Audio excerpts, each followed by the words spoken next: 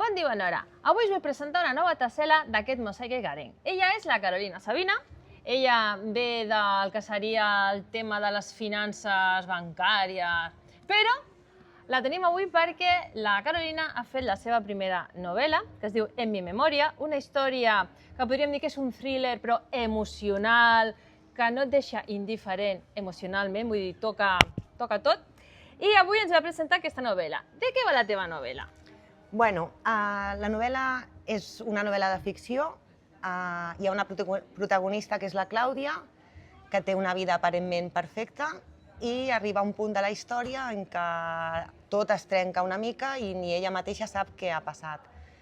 Llavors surt una segona protagonista, que és la seva mare absent fins ara, que no surt a la història en si, sinó que comença a explicar la seva pròpia versió de tot el que ha succeït, i la vida de mare i filla comencen a unir-se fins a trobar-se en algun moment.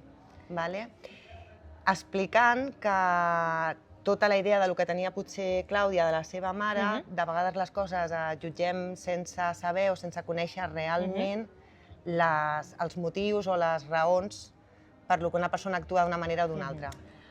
És una història molt emocional, toca diferents fibres.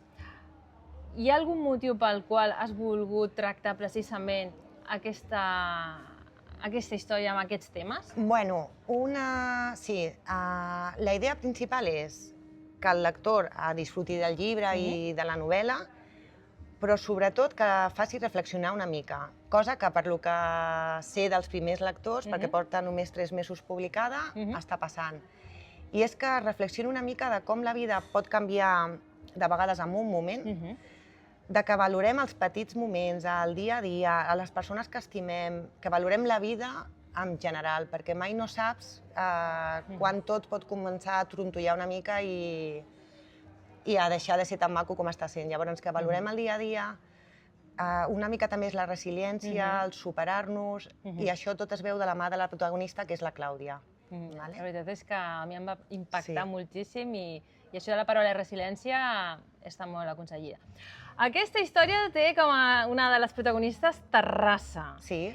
Si ens haguessis de recomanar un lloc de Terrassa per poder gaudir de la lectura de En mi memòria, què seria?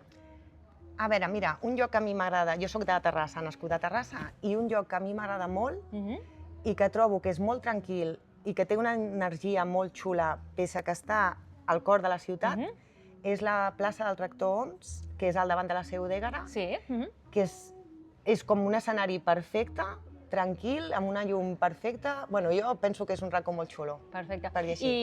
I una cosa molt important, Carolina, on podem localitzar i comprar la teva novel·la? Bueno, està a Amazon, que és on es va publicar al seu dia, i ara ja està a totes les llibreries de nivell nacional, que es pot demanar, i a les llibreries de Terrassa ja ho tenen en físic també, ja tenen estoc allà per tots els veïns de Terrassa. Perfecte. Doncs jo us la recomano, impressiona, vull dir, torno a repetir-ho, és que te toca profundament.